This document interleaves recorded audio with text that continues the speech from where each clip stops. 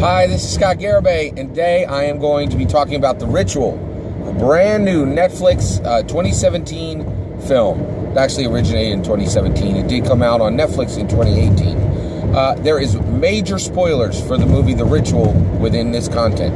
All right, so I consider this a 5 out of 5 star movie. The Ritual was absolutely fantastic. So let's talk about it a bit. What is The Ritual? The Ritual is a British horror movie that is a Netflix original, okay? And it comes out of England, right? The UK, United Kingdom. The director was David Bruckner. He's known for The Signal and for VHS. Rafe Spall is in this movie. I saw him in Prometheus. But really, there's a few other, the core of the movie is about 4 English friends, all male, who go on a hiking trip together, okay? And basically,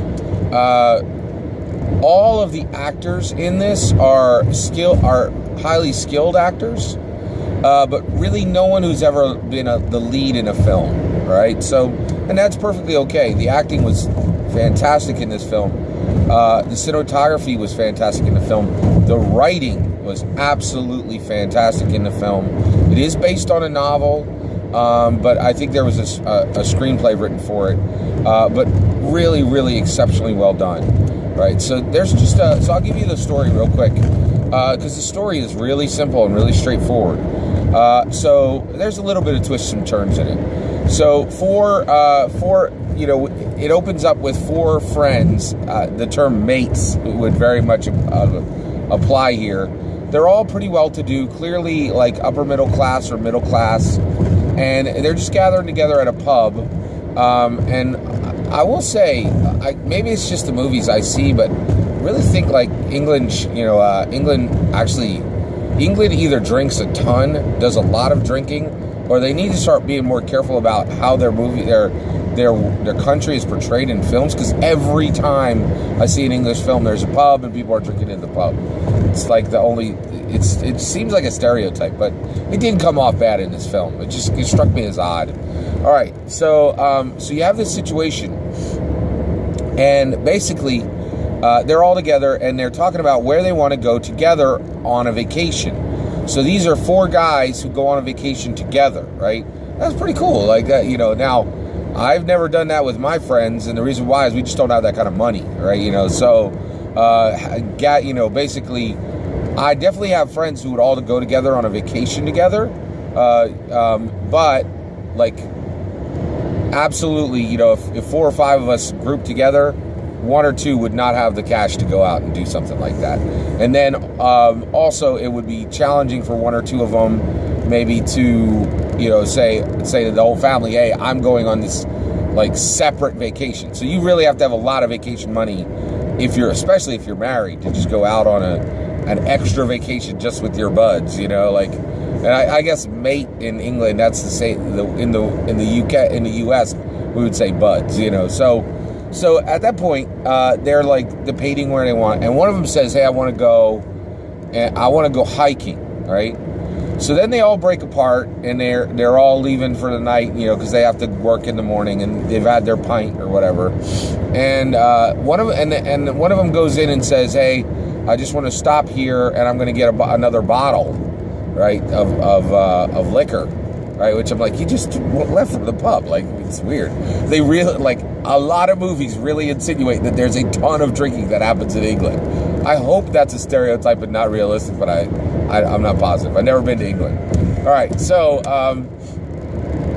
he goes in, and his bud goes in with him, and the place is being robbed, and basically one of the guys will not give his wedding ring to the robbers, right? And they club him over the head and kill him for this, right? And take it. And the other guy does nothing, just hides himself, is safe, but then just watches, and then his buddy dies, right? So this is really traumatic. It strikes all of them, all 5 of the friends, and now they're down to 4 friends, right? So at this point, the guy who had died, he is the one that said, hey, I want to go and do this hiking. So they all kind of do this hiking to honor him. And when they go out, they take a picture of him, and they actually build a cairn. I'm not sure if I'm using the right word, but I think a cairn is a pile of stones, right, to honor a dead person, right? So they build this pile of stones to honor a dead person, and they put his name there, and then they all drink some from a flask of whiskey, and then they pour out the rest. Pour some out for your homies, for your dead homies, that whole thing. Right? I actually thought that was a rap-ish, like a Compton rap thing. I think it goes back beyond that. Okay, right? So you have this situation where now they're out and they're on this hike and they're in Sweden and they're from England, right? They're from the UK, Great Britain. They're from Great Britain, right? And there's actually a Brexit reference in the film, which I thought was, wow, that's pretty interesting. And if you don't know about Brexit, man, read up on that. Boy, is that fascinating. All right, not going to digress. All right, so they're out there camping and they're in Sweden, and basically they're on this hike and somebody twists their ankle, right? Excuse me. So somebody twists their ankle, one of the four, and at that point they're like, oh no, man, his ankle could give out at any minute. And then we're going to have to end up carrying him back. And, this ain't cool. This is really, really not cool. So they're really concerned about all this. And so at that point, what they do is, they're definitely concerned about this situation. So they decide to take a shortcut, right? And it was a really good line in the movie. One of the guys said he's an Eagle Scout, or whatever the British equivalent is to the Boy Scouts. And he says, there are no shortcuts. If it was a shortcut, it would be a path, right? And I was like, wow, that's kind of deep, right? Because they're going there, they have about a 2-day trip to get to where they're going, right? And if they take this route through this forest, it will be a 1-day trip, right? So they're like, let's just cut through the forest. It'll cut our time in half, and then we'll be able to get home earlier because, broken ankle guy here, his ankle's going to give out, right? So they debate this, and one of the guys kind of strong arms the rest, and they go through the forest, right? So once they get into the forest, the first thing they realize is that this is a really old area. They come across an old VW Bug from the 70s, right? And they're like, wow, that's a weird place to find that. It's beat up and it can't run, and it's just jammed onto a stump. It's kind of weird, right? So they're like, wow, that's weird. So then they go further into the forest, and they see some Blair Witch type stuff. They see some twigs kind of twined together in a weird way. Now, I will say it was done better than Blair Witch, although I'm a huge fan of Blair Witch, but it was Blair Witchy to me, right? So they start getting these signs that there's people and creatures and weird things in the woods, right? But they're just twigs that are in unusual patterns and that kind of thing. So then they come across, they keep going, and then they come across this bear. Right, they're walking in the woods. Excuse me, and they come across this bear, and this gigantic bear, like a brown bear, has just been lifted up 20 feet 20 feet off the ground, and just slammed into this tree. And there are all these other branches that are holding it up, and it's cut open, it's just cut open, in its your belly area. It's probably a more technical term for that. And it's, all its intestines are just spewed out. It's pretty bad, right? And they're like, oh, no, and you're like, man, that don't look right. There's not a single natural predator that could do something like that to a bear. And they're like, oh, man, we're really done for. So now the discussions start, oh, hey, should we leave? Should we just leave, right? And so they're like, oh, I don't know, man, so... They're like, no, we should keep going, because if we go back, it's almost nighttime. We're going to be walking in the middle of the woods. Let's see if we can find a good place to shelter. So they come across this old place, they find an old house, right? And it's cold, so they stay in the house. Well, the house is even worse. The house has a wicker man. It has an entire human body. Like, it's in the shape of a human body. It's the exact size of a human body. But it's all made of wicker. It's all made of, like, brambles and twigs, right? It's all, like, twined together with, like, loose vines, and, like, it looks nasty, right? It's missing a head, and its hands are made of antlers. And you're like, what? It's scary. It's really scary. All right, so you have this situation, going forward. So they all sleep through the night. And when they wake up in the morning, one guy walks out into the woods, hallucinating. It's the guy who was like, he keeps getting these visions. So everybody's getting these visions, right? And so he's getting a vision of seeing his buddy killed and realizing that he should have done more to save him, that he was a coward, right? And so he's really, and like his visions like seamlessly meld between the convenience store and the forest. Extremely well done. It's very, very good cinematography in this film. Really, really good. This is about as good as it gets for a horror movie. I really, really like this. And I'll just say real quick why I love this. This movie is completely consistent, right? Everything that happens in the movie, there's a reason for why it happens.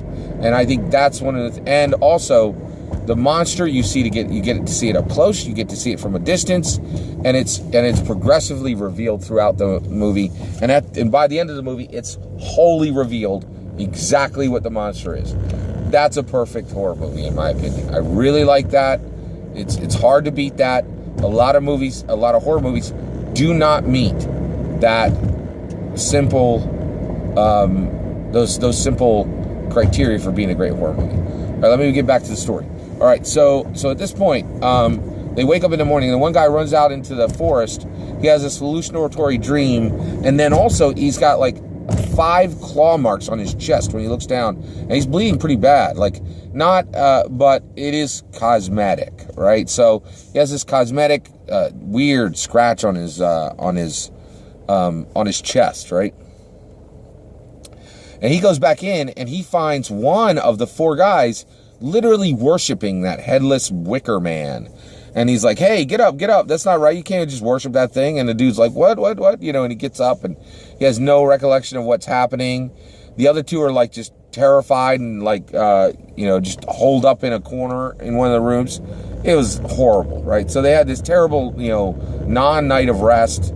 They got some sleep, which, they needed, and they could continue. It helps them to continue forward. But it was bad. It was really bad, right? And so at this point, they need to keep going, right? So they decide, hey, do we head back or do we keep going? And then one guy's like, it's too late to go back. We're in the middle of this. We need to, we're way closer to punching through on the other side than we are heading back, which means there'll be more time in these horrible woods. So they have a fight. One of the guys says, that's it. I disagree with you guys. I'm not sticking with you. I'm not going through. I'm going back, right? And the guy's like, you're not even heading in the right direction. He goes off. He's the first one that it happens to. So the guy that they left, he heads off in a particular direction. They get going in the right direction, right, to punch through. But then they're kind of spun around because they something like scares them. They're something's clearly moving in the woods. It looks like a tree that's moving in the woods, right? Almost like an ant, right? But you don't really know yet, right? And so at this point, they come across the buddy who left them, and he is pinned up in the tree exactly like the other guy, right? So now they're really freaked out. One of their own people is dead. They actually cover him with brambles, right? Because one guy's like really freaked out and wants to bury him. And that was a really interesting part of the film. There's one guy is like, we can't just leave him here. We have to bury him, right? Now, I'm actually really into that. That really meant a lot to me. And the reason why is, I'll tell you right now, I absolutely do not want to be cremated. I've made this clear to my wife, and we have enough insurance coverage that it should not be an issue, and I should be able to be buried in the ground. But I know that that's really super uncool nowadays, and more people are just getting cremated. I do not understand why any human being on Earth would ever be burnt like trash. It seems really strange to me. So it really meant a lot to me that this one guy's like, we need to honor him by just by digging a grave and putting him in the grave and honoring his body and honoring him as a person, right? And the other guys are like, we don't have time, we got to go, right? So he does leave, but he, at minimum, he's like, I'm going to cover him, at least I'm going to cover his body with these brambles. So they do. They just pull, that was really touching to me. I really thought that was an excellent part of the movie. This movie is a great horror film, but it's made by all these really great moments where people are doing things that are real and doing things that matter and relating to each other as friends, right? But also showing all the problems that actually really happen in true friendships. It's a really genuine film, right? Not just a genuine, it's a genuine film and it's a good horror movie, right? Those can be two very distinct things, right? And there also, you can have a movie that's very good but not very genuine, right? Like that's a very true thing, I think. All right, so at this point, they keep going. Second dude gets separated from the group. Shortly after, they find him pinned in a tree. Now 2 of them are dead. The other 2 are really, really freaking out. It gets nighttime, and then at this point, they're captured by human people who appear to be regular Swedish people, right? And they're dragged back to this area where there's like a few wooden houses, right? Very, very old, right? By the way, once they go into the woods, there is absolutely nothing modern, nothing, right? So they saw that, like basically, it was almost like that VW Bug marked the end of all modern things, right? And so when they're pulled into this little tiny village, and it's really super tiny, like no more than like 20 to 50 people live here, and they all appear to be Swedish, right? And they all appear to be normal human beings, but creepy, right? And so. And then the other thing is, like, there's absolutely no signs of any modern things. There's no cell phones. There's no televisions. There's no motorcycles. There's not even a bicycle, right?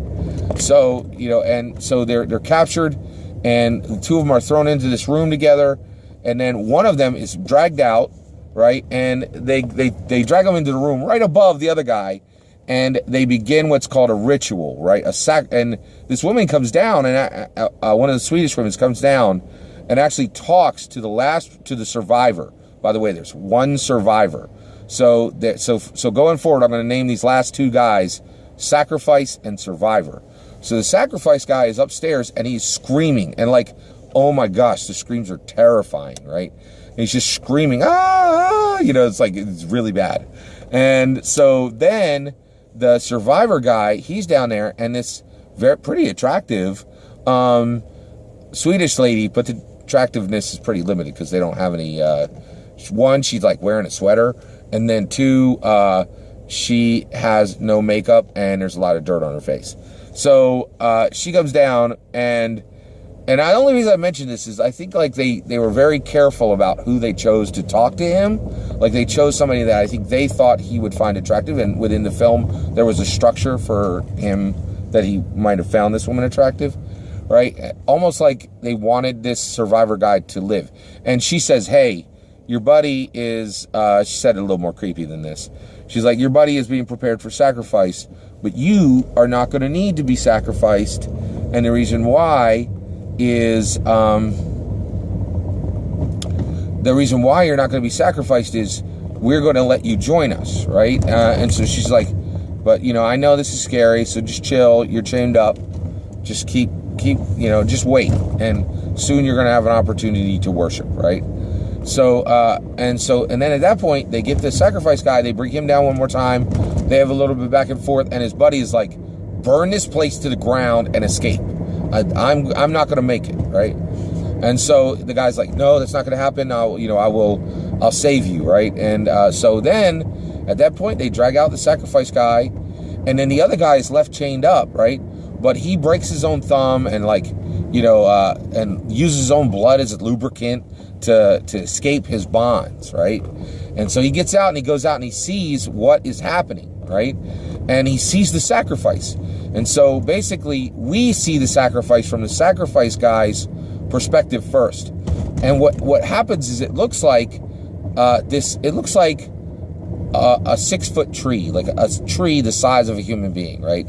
And we see these dark eyes and this barky skin, and it's right in front of the sacrifice guy, and it grabs the sacrifice guy, and and it's going to walk back into the woods, right? And it's creepy. It's really creepy, right? But then the survivor guy comes out, and he sees the creature from a distance, right? And when he sees the creature, it looks like an elk. It looks like a huge, huge elk, right? About as large as an elk could possibly be, in like as large as a human elk. But it's very clear that the head of the elk looks like an ant, right? So it has a head that's about as big as a human being. The body itself is like 10 feet tall, right? And and then and it has these little like elk legs, like thin elk legs, but the whole thing is made of wood, right? And then there's a scene where the survivor, he goes back in he goes back into the house because he's going to burn it. He goes back into one of the buildings. He's going to start burning all the buildings for the village, right? When he goes back in, he finds these horrible mixed human, like elk creature babies. Oh, it was horrible, right? And it looks like this horrible, weird elk creature had mated with the humans here in this village. It was really strange, right? Well, the lady, she sees what he's doing. She's like, hey, just chill. I know you're upset, but what's happening here is that creature you saw, that is a Jotun, right? And she uses this really specific word. She says, it is a bastard child of Loki, right? And so, like Norse gods, man. I'm like, wow, right? And she's like, and that thing is a Jotun. It lives in the forest. It's an ancient god, and we worship it. And you can worship it too. You don't have to die. But if you do try to fight it, you are going to die, right? But if you stay with us, one, you can worship it, and guess what? If you worship it, you get eternal life. You never die. You get a prolonged life. It'll let you live for hundreds of years, right?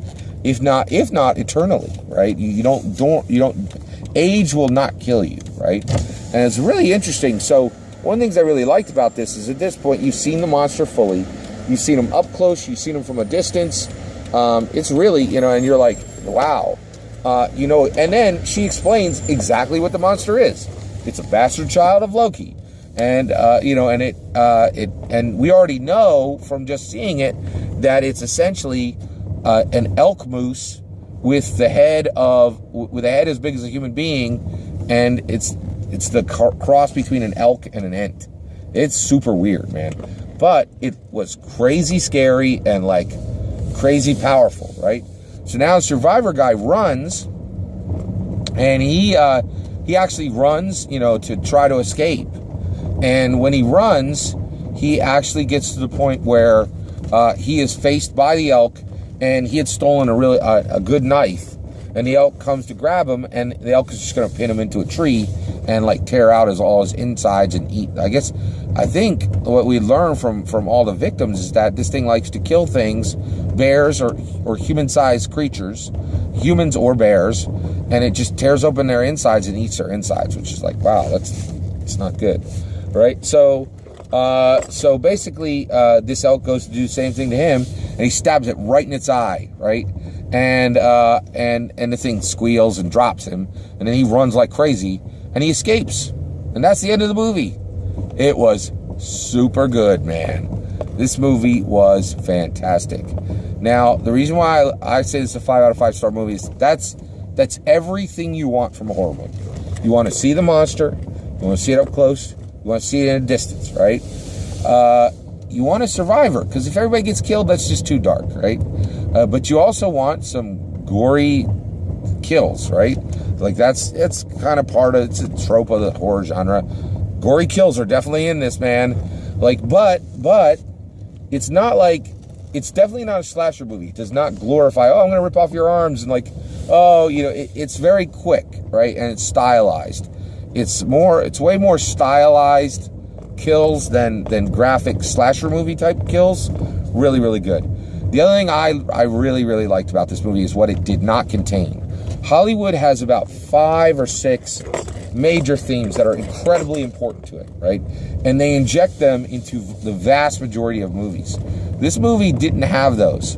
So, like, this movie is really refreshingly devoid of about 5 or 6 major Hollywood themes that Hollywood will inject into films when it has nothing to do with the genre of film, when it has nothing to do with the content of the film, when it has nothing to do with the characters of the film, right? And so this movie didn't have that, and I really liked that. I thought it was just about the characters, it was about the setting, and it was incredibly consistent and incredibly well executed. 5 out of 5 star movie. Definitely check out The Ritual. Take care.